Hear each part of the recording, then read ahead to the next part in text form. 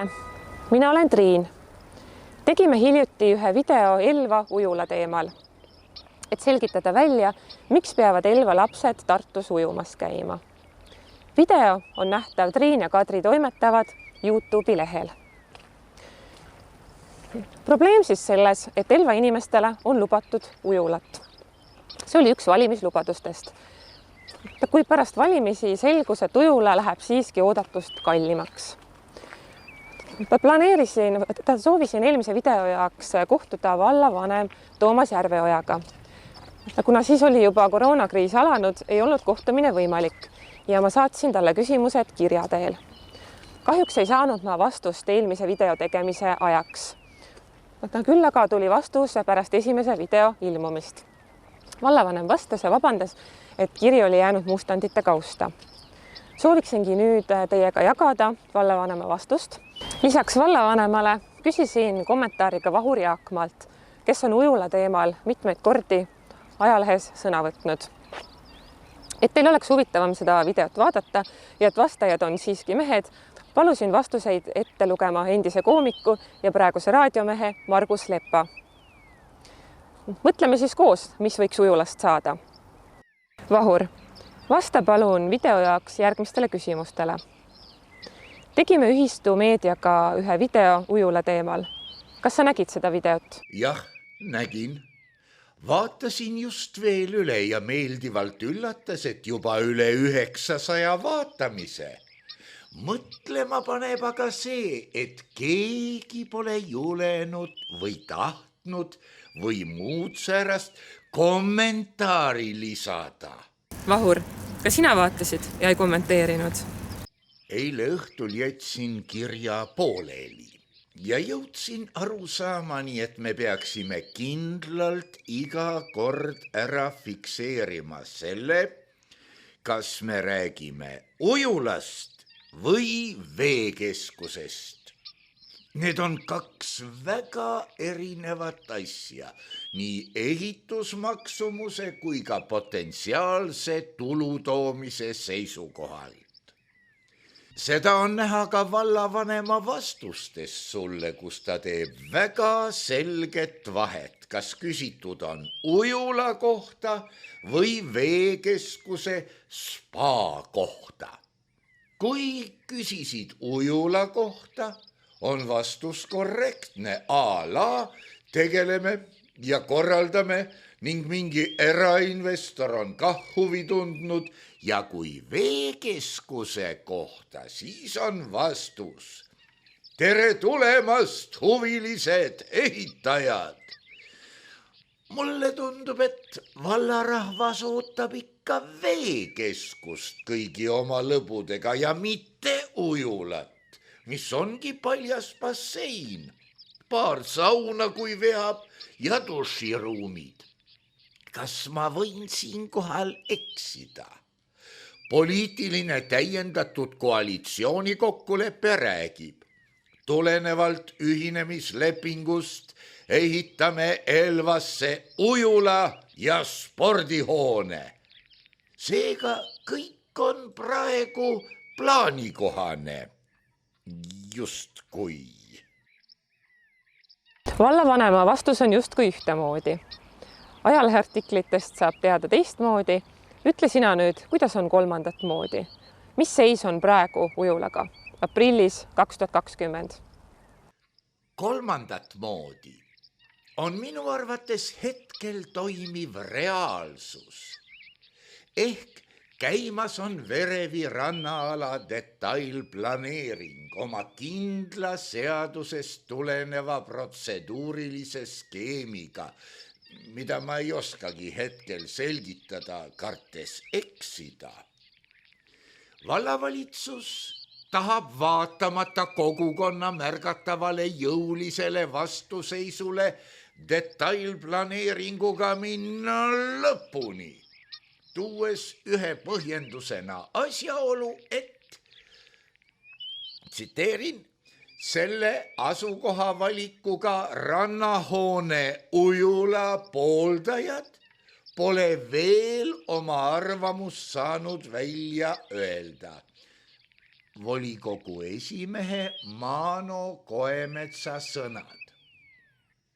Sisuliselt on tänane seis selline, et vallavalitsus menetleb jäärapäiselt detailplaneeringut, mida kogukond ei toeta, mida ükski terve mõistusega investor ei taha, sest 4 rajaga basseiniga ei ole võimalik hakata tulevikus tulu teenima.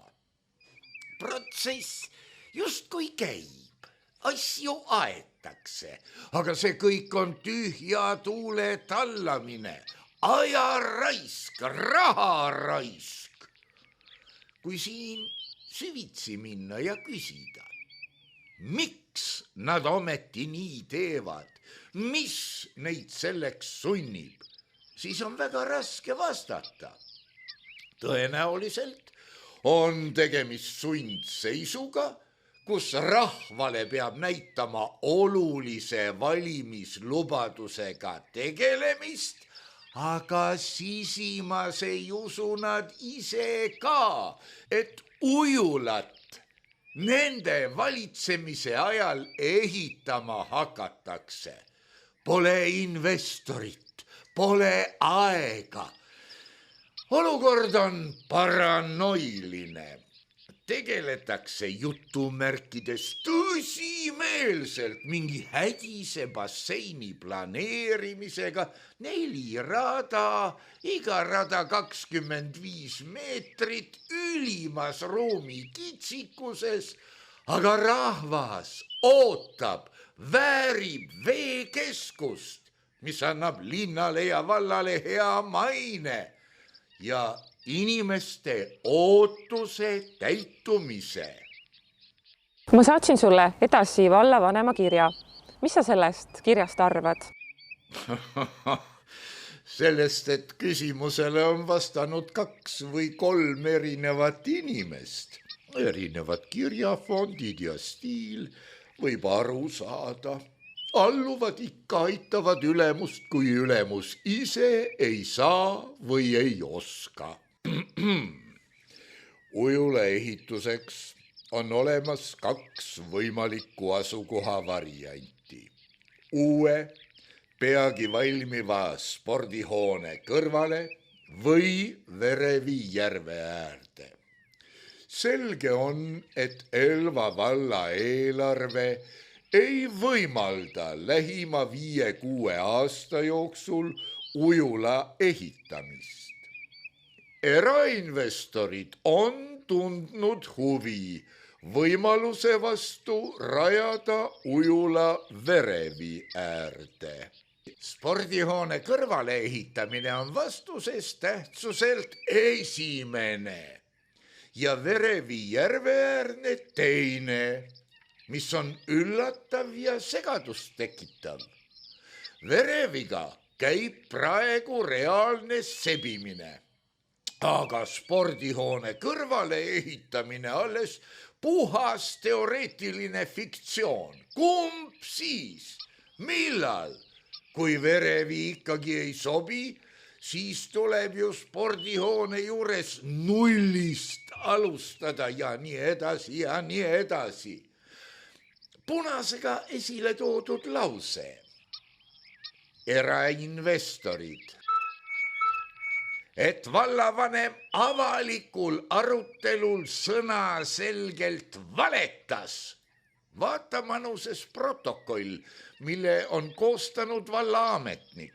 Seal ta raius mitmel korral, et mingit erainvestorit ei ole. Valetamise või vastuolulise info jagamise, hämamise vallavanema poolt peame meeles pidama. Kas on variant ka see, et ujula asemele võiks tulla veekeskus? Sest Elva jaoks oleks see ju nii kasulikum kui ka kasumlikum, kuna tooks tulu Elvasse. Kui on huvilisi, kes oleksid nõus veekeskust või spaad ehitama, siis vald ei ole vastu. Selline vastus on absurdne ja paneb küsima, kas see mees on sa ei küsinud ju võõrasemade kohta, mida istutada keskväljaku kastidesse, et kas kollaseid ja lillasid võib läbisegi istutada. Sa küsisid olulise mõjuga objekti või investeeringu ehitamise kohta, millel on suur mõju linnale, piirkondadele ja kaugemalegi. See mõjutab maksubaasi, võimalikke uusi elanikke, linna mainet, turismi, kodanike uhkustunnet oma koduvalla üle ja nii edasi ja nii edasi. Nemad ei ole selle vastu.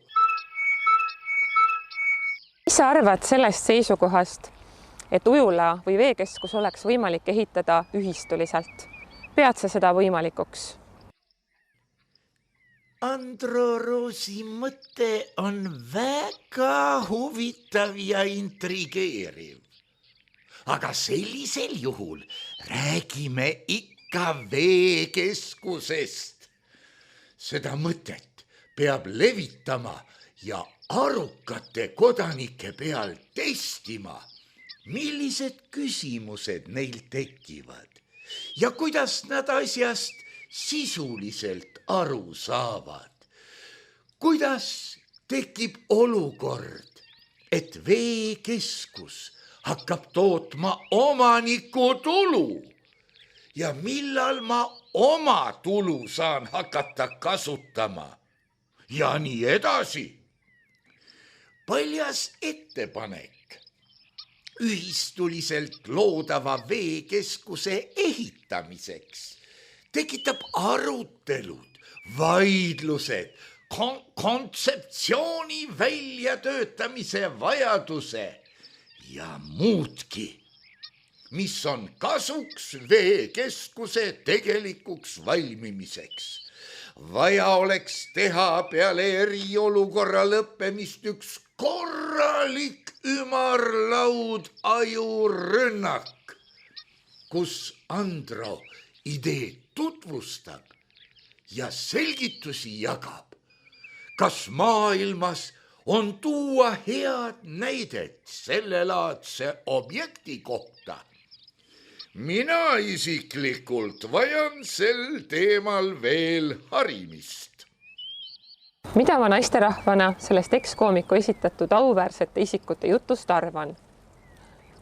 Kõlama jäi justkui mõte, et ehitama peab ujula või basseini või veekeskuse, heal lapsel ikka mitu nime, ikkagi raha, mitte inimesed. Mõte, et ujula või basseini või veekeskuse ehitavad ühistuliselt oma valla inimesed, olevat väga huvitav ja intrigeeriv. Aga seda mõtet peab levitama ja arukate kodanike peal testima.